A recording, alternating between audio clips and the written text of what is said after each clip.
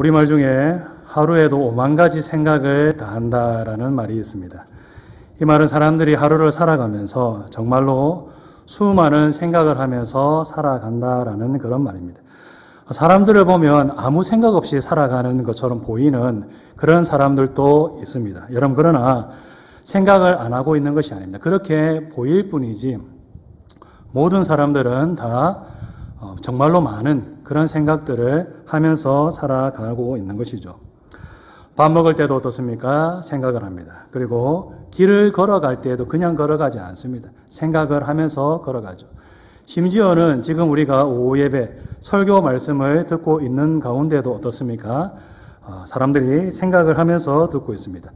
예배 끝나고 집에 가면 저녁 반찬으로 무엇을 먹을 것인가? 어제 드라마 광고가 재밌었는데 오늘 가면 정말로 기대가 된다. 이런 생각하시는 분 없으시겠죠? 네, 없으실 줄로 믿습니다. 아무튼 참으로 사람은 셀 수 없이 참으로 많은 생각을 하면서 살아갑니다. 이 생각, 저 생각, 진짜 5만 가지 생각을 다 하면서 살아가는 것이죠. 여러분들, 이렇게 수많은 생각 중에서 가장 많은 비중을 차지하는 것은 어떤 생각들일까요? 행복한 생각, 긍정적인 생각, 희망적인 생각, 이런 생각들을 많이 할까요? 아닙니다. 걱정하고 염려하는 생각들을 많이 합니다. 회사가 어려운데 나는 어떻게 될까? 자녀가 고3인데 대학에 잘 들어갈 수 있을까? 건강이 안 좋은데 어떻게 해야 되나? 자녀가 홍기가 찼는데 결혼을 할 수 있을까? 등등 걱정하고 염려하는 생각들을 많이 하는 것이죠. 무엇에 대해서 걱정하고 염려하는지 그것은 사람들마다 다르겠지만은 걱정하고 염려하는 그런 생각들을 많이 한다라는 것에 있어서는 공통적인 부분이 있는 것입니다. 여러분, 이처럼 우리는 걱정과 염려를 참으로 많이 합니다. 우리 주님께서는 무엇을 먹을까, 무엇을 마실까, 무엇을 입을까 염려하지 말라라고 분명하게 말씀하셨는데 이 말씀에 참으로 순종하지 못하는 우리들의 모습을 볼 때가 많이 있습니다. 다른 말씀은 우리가 잘 순종할 수 있을지 몰라도, 물론 다른 말씀들도 우리가 잘 순종하지 않지만은 이 염려하지 말라는 말씀은 특별히 더 순종하지 못하는 그런 우리의 모습을 보게 됩니다. 그만큼 염려하는 생각, 걱정하는 생각을 물리치는 것이 쉽지 않다라는 것이죠. 여러분, 그러면 우리가 어떻게 해야지 이 염려와 걱정을 물리칠 수가 있을까요? 오늘 본문을 보면 염려를 물리치기 위해서는 하나님의 평강이 임해야 한다라고 말씀하고 있습니다. 우리가 염려하지 않으려고 애쓴다고 해서 염려하지 않을 수 있게 되는 것이 결코 아니다라는 것입니다. 염려하지 말아야 돼, 걱정하지 말아야 돼, 이렇게 한다고 해서 염려하지 않을 수 있게 되는 것이 아니다라는 것입니다. 하나님의 평강이 임할 때 우리는 염려하지 않을 수 있게 되는 것입니다. 하나님의 평강이 우리 가운데 임하여서 우리의 마음과 생각을 지켜주실 때 우리는 앞날에 대한 불안에 떨지 아니하고 염려하지 않을 수 있게 되는 것입니다. 여러분, 그러면 우리가 어떻게 할 때에 하나님의 평강이 우리 가운데 임하게 되는 것일까요? 염려와 걱정으로 인해 불안해하지 않고 하나님의 평강을 누리기 위해서는 우리가 어떻게 해야 될까요? 오늘 본문 말씀을 통하여서 그것을 살펴보도록 하겠습니다. 첫 번째로 하나님의 평강을 누리려면 염려거리를 기도 제목으로 바꾸어서 하나님께 기도하는 일을 해야 합니다. 오늘 본문 6절 말씀 함께 다시 읽도록 하겠습니다. 아무것도 염려하지 말고 다만 모든 일에 기도와 간구로 너희 구할 것을 감사함으로 하나님께 아뢰라. 아무것도 염려하지 말고 기도해라 라고 말씀하고 있습니다. 염려하지 말고 그 염려거리를 기도 제목으로 바꾸어서 하나님께 아뢰고 하나님께 맡기는 일을 하라라는 것이죠.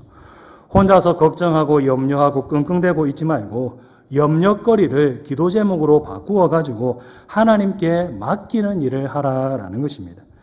하나님께서 내가 걱정하는 문제들을 해결하여 주시고 내 인생을 책임져 주시고 내 인생길을 이끌어 주신다는 것을 믿고 하나님께 모든 것을 기도 제목으로 맡기는 일을 해야 된다라는 것입니다.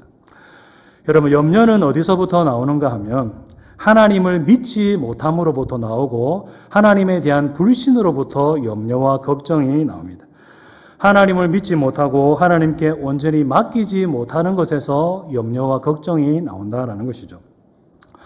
여러분, 출애굽기와 민수기를 보면 이스라엘 백성들이 맨날 먹을 것 없다고 불평하고 맨날 마실 것 없다고 하나님께 원망을 쏟아내는 그런 장면들을 볼 수가 있는데, 그들이 불안에 막 떨면서 하나님께 원망하고 불평하는 이유가 무엇입니까?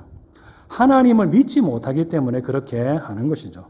하나님께서 먹을 것과 마실 것을 공급하여 주신다는 것을 믿지 못하니까 먹을 것 어떻게 할 거냐, 마실 것 어떻게 할 거냐, 맨날 걱정하고 염려하고 그 걱정과 염려가 점점 더 자라나서 하나님에 대한 원망, 지도자에 대한 불평, 이런 것들로 튀어나오게 되었다는 것을 우리가 볼 수 있지 않습니까? 하나님을 믿지 못하기 때문에 그들이 그런 일을 한 것이죠.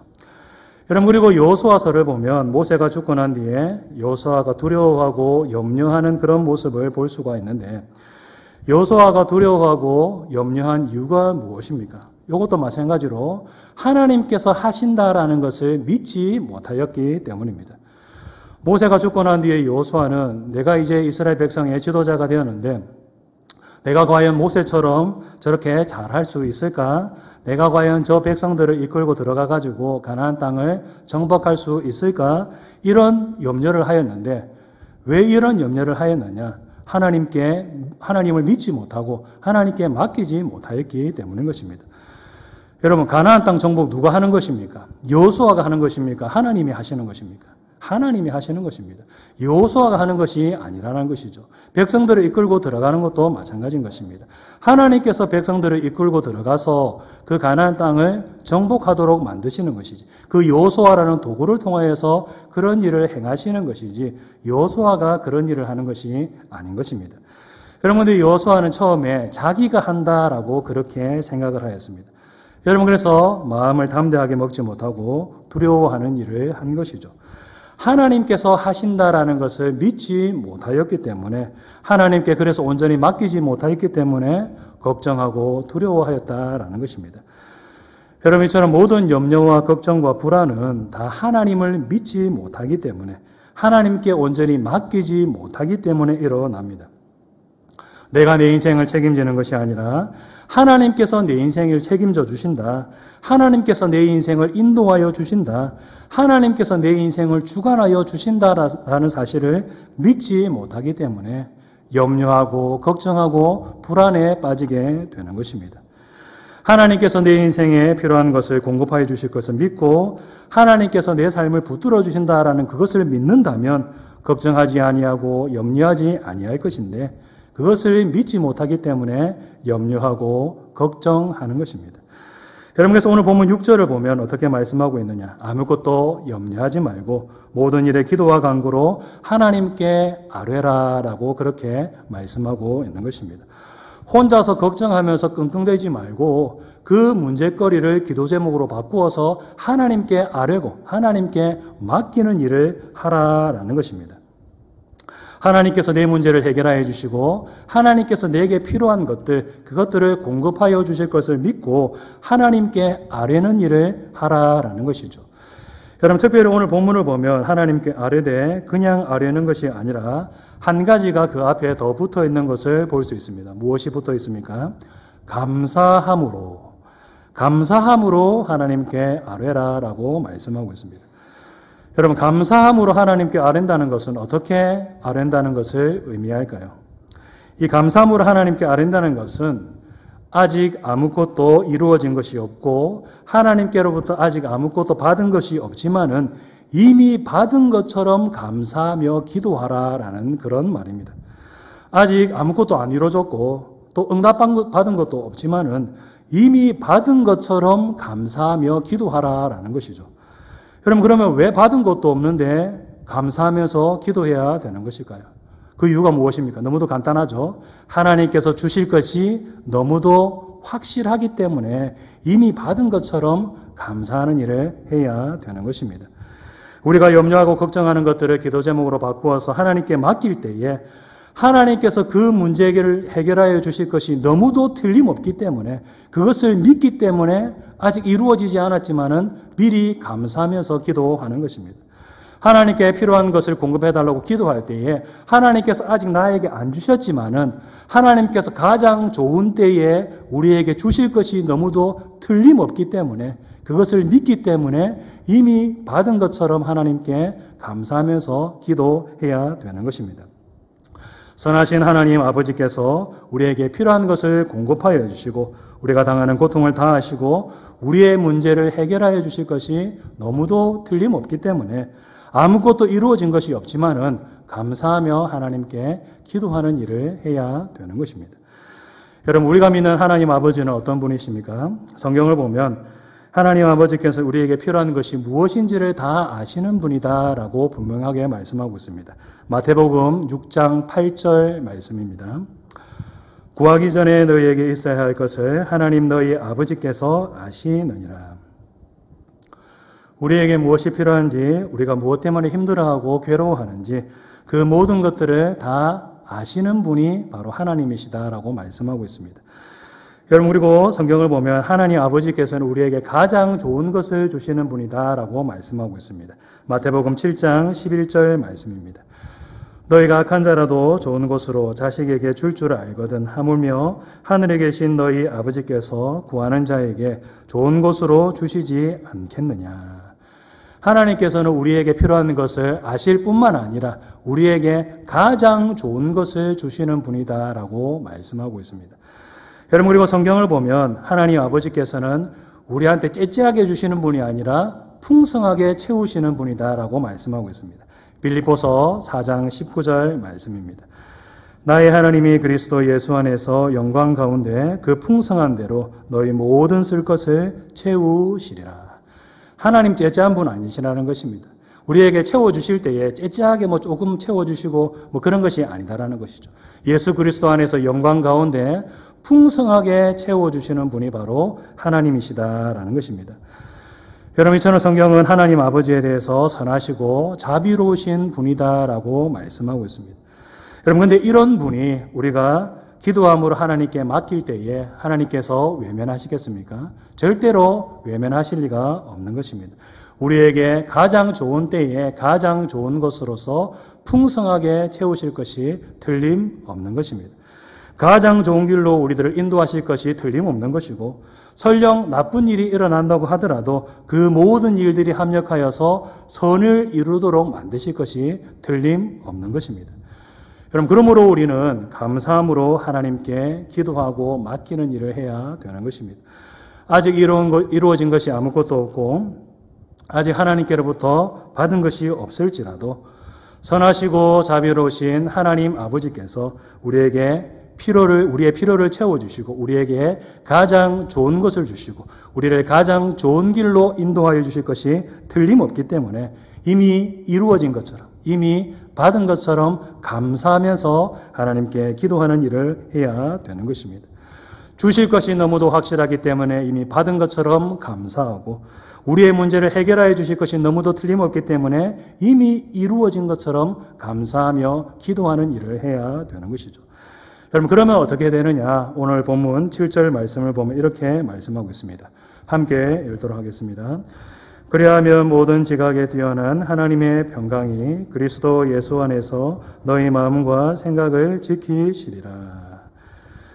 모든 지각에 뛰어난 하나님의 평강이 우리의 마음과 생각을 지키신다라고 말씀하고 있습니다.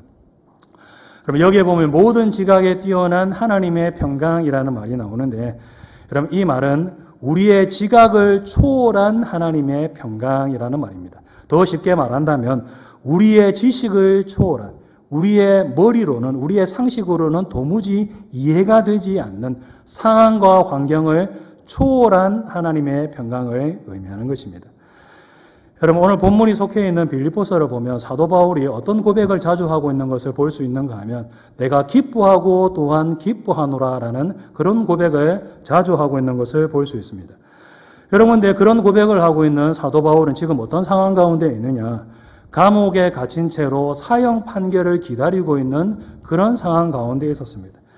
가택에 연금된 채로 재판을 받으면서 혹시 사형 판결이 나올 수도 있는 그런 재판을 받고 있는 가운데 있었다라는 것이죠. 도무지 기뻐할 수 없는 그런 상황 가운데 지금 사도 바울이 있었다라는 것입니다. 여러분들 이런 상황 가운데에서 사도 바울은 어떻게 하였느냐? 기뻐하고 또한 기뻐하였습니다. 도무지 기뻐할 수 없는 상황인데 그런 상황 가운데에서 기뻐하고 또한 기뻐하는 일을 한 것이죠. 여러분 사도 바울이 왜 이렇게 기뻐할 수 없는 상황 가운데서 기뻐한 것일까요? 정신이 이미 나갔기 때문에 그런 것입니까? 정신줄을 놓았기 때문에 그런 것일까요? 아닌 것입니다. 하나님의 기쁨이 그에게 임하고 하나님의 평강이 그에게 임하였기 때문인 것입니다. 상황과 환경을 볼 때에는 도무지 이런 상황 가운데서 기뻐한다는 것이 이해할 수 없는 일이라고 할 수 있는데 왜 기뻐하고 있느냐? 하나님의 기쁨, 세상이 줄 수 없는 하나님의 평강, 그것이 바로 임하였기 때문에 사도 바울은 기뻐하고 또한 기뻐한 것이죠.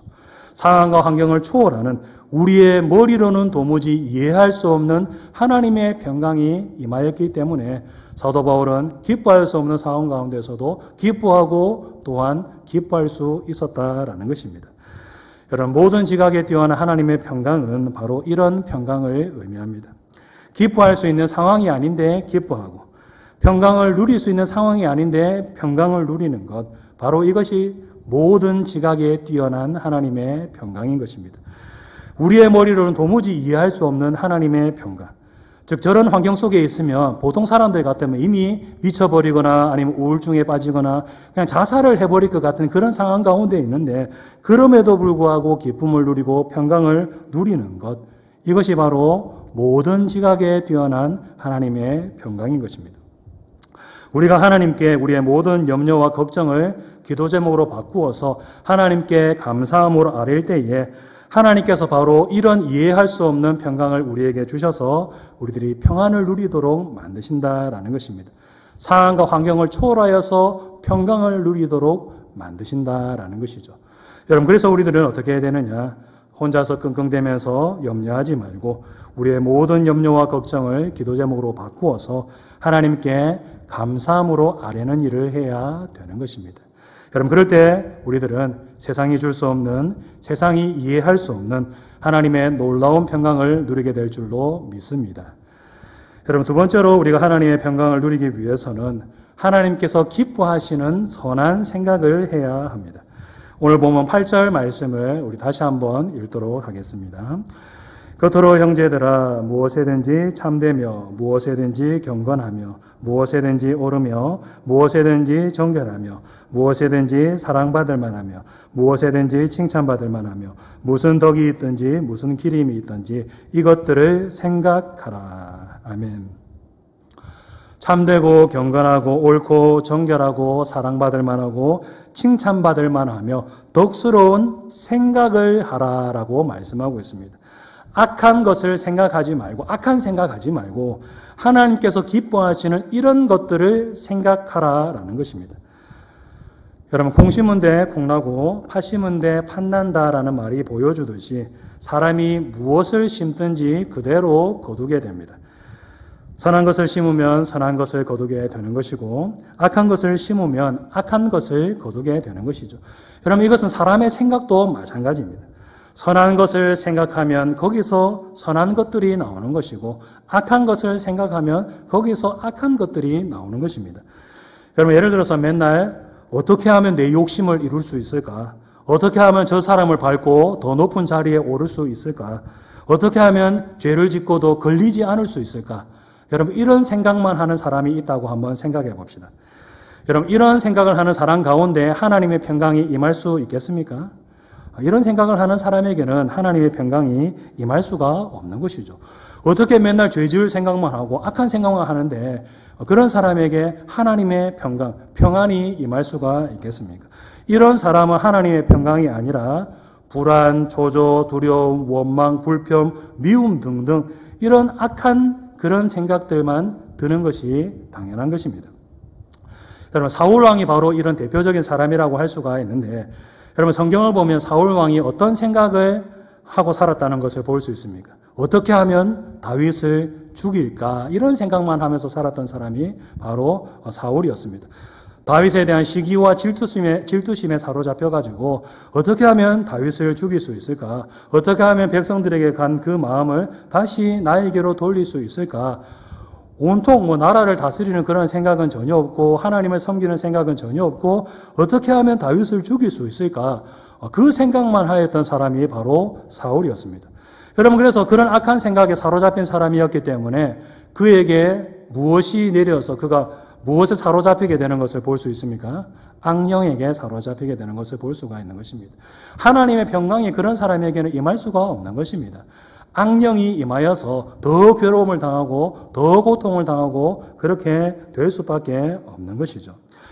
여러분, 그래서 우리들은 하나님께서 미워하시는 악한 생각이 아니라 하나님께서 기뻐하시는 선한 생각을 해야 되는 것입니다.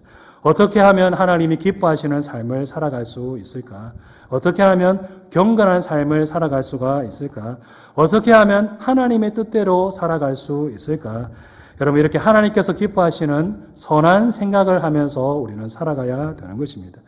여러분, 그럴 때 그런 사람에게 하나님의 놀라운 평강이 임하게 될 줄로 믿습니다. 여러분, 세 번째로 하나님의 평강을 누리기 위해서는 하나님의 말씀대로 행하는 삶을 살아야 합니다. 여러분, 오늘 본문 9절 말씀 함께 읽도록 하겠습니다. 너희는 내게 배우고 받고 듣고 본 바를 행하라. 그리하면 평강의 하나님이 너희와 함께 계시리라. 아멘. 배우고 받고 들은 말씀대로 행해라. 말씀에 순종하는 삶을 살아라. 그리하면 평강의 하나님이 함께 하실 것이다 라고 말씀하고 있습니다. 배우고 받고 들은 하나님의 말씀대로 순종하고 행하는 삶을 살아갈 때에 평강의 하나님이 함께 해주시며 평강을 주신다라는 것이죠. 여러분, 하나님께서 주시는 평강하고 평강의 근원이시고 평강 그 자체이신 하나님하고 여러분 분리해서 생각할 수가 있을까요? 어떻게 생각하십니까? 하나님께서 주시는 평강하고 평강의 하나님하고 분리할 수 있겠습니까? 그것은 분리할 수가 없는 것입니다. 평강의 하나님이 함께 하시지 않는데 평강을 누린다. 그런 일은 있을 수가 없다라는 것이죠. 평강의 하나님이 함께하여 주실 때에 무엇을 누릴 수가 있느냐? 평강을 누릴 수 있는 것입니다. 하나님께서 함께 하셔야지 평안을 누릴 수 있다라는 것이죠. 여러분, 이것을 잘 보여주는 것이 바로 찬송가 438장의 후렴부라고 할 수가 있는데 그 후렴부를 보면 뭐라고 고백하고 있습니까? 주 예수와 동행하니 그 어디나 하늘나라. 이렇게 고백하고 있습니다. 이럴 때 보통 박수를 좀 쳐주시기도 하시네요. 죄송합니다. 예. 네. 이렇게 잘 따라 해주실 줄은 또 몰랐네요. 네, 감사합니다. 하나님께서 함께 하시면 그 어디나 하늘나라. 여러분, 이게 바로 평강을 누리는 원리인 것입니다. 하나님께서 함께 하셔야지 평강을 누릴 수가 있다라는 것입니다. 하나님께서 함께 하시면 그 어디나 천국이 되는 것이고 그 어떤 상황 가운데 있든지 천국이 되는 것입니다. 가난하든 아니면 지쳐있든 어떤 상황 가운데 있든지 상관이 없는 것입니다. 하나님께서 계시면 그곳이 바로 천국이 되는 것이고 하나님이 함께 하시면 그 상황이 바로 천국의 기쁨을 누리는 그런 상황이 될 수가 있는 것입니다. 여러분, 근데 반대로 하나님이 함께 하시지 않으면 그곳이 어디가 되겠습니까? 지옥이 되는 것입니다. 하나님이 함께 하시지 않으면 거기가 바로 지옥이 되는 것입니다. 부하든 상황이 좋든 간에 권력을 가지고 있든지 간에 어떤 상황 가운데 있든지 상관이 없는 것입니다. 우리는 부요하면 평안을 누릴 수가 있고 즐길 것들이 참으로 많으면 기쁨을 누릴 것이라고 그렇게 생각을 하는데 그런 것이 결코 아닌 것입니다. 아무리 부유하고 아무리 즐길 것들이 많다고 하더라도 하나님이 함께 하시지 아니하면 기쁨을 누리지 못하고 평강을 누리지 못하고 지옥을 경험하게 되는 것입니다. 여러분, 그래서 평강을 누리려면 평강의 근원이 되시는 하나님이 함께 해주셔야 되는데 많은 그리스도인들이 어떻게 생각하며 살아가는가 하면 하나님께서 주시는 놀라운 평강은 누리기를 원하는데 하나님이 함께하여 주시는 것, 그것은 간절히 원하지 않는 그런 삶을 살아갑니다. 하나님은 저 멀리 내하고 떨어져 계셔가지고 내한테 멀리 떨어져서 평강만 그냥 부어주시고 그것을 원하지 내가 하나님과 동행하는 삶을 산다. 그것은 원하지 않는다라는 것이죠. 평강의 하나님 없이 하나님께서 주시는 평강만을 누리기를 원하는 사람들이 참으로 많다라는 것입니다. 여러분, 그러나 이렇게 해서는 결코 하나님의 평강을 누릴 수가 없는 것입니다. 평강의 하나님이 함께하여 주실 때 성도는 진정한 하나님의 평강을 누릴 수가 있는 것입니다. 여러분, 그러므로 우리는 어떻게 해야 되느냐? 하나님의 말씀에 순종하고 그 말씀대로 행하는 삶을 살아야 되는 것입니다. 배우고 받고 들은 말씀대로 행하기 위해서 힘쓰고 하나님과 교제하기 위해서 힘쓰고 하나님과 동행하는 삶을 살기 위해서 힘쓰는 일을 해야 되는 것입니다. 여러분, 그럴 때 우리들은 평강의 하나님이 주시는 놀라운 평강을 누리게 될 줄로 믿습니다. 여러분, 이제 말씀에 돌아가겠습니다. 사랑하는 성도 여러분, 하나님의 평강을 누리기 위해서는 기도하고 생각하고 행해야 합니다. 염려거리를 기도 제목으로 바꾸어서 하나님께 감사함으로 기도하는 일을 해야 되고, 또 하나님께서 기뻐하시는 선한 것들을 생각해야 되고 하나님의 말씀대로 행하는 삶을 살아야 합니다. 우리 성도님들이 이것을 기억하시고 이런 삶을 살기 위해서 힘쓰는 우리 성도님들 되시기를 바랍니다. 여러분, 그래서 평강의 하나님이 함께하여 주심으로 천국의 기쁨과 평강을 누리며 살아가는 우리 모든 성도님들 다 되시기를 주님의 이름으로 축복합니다.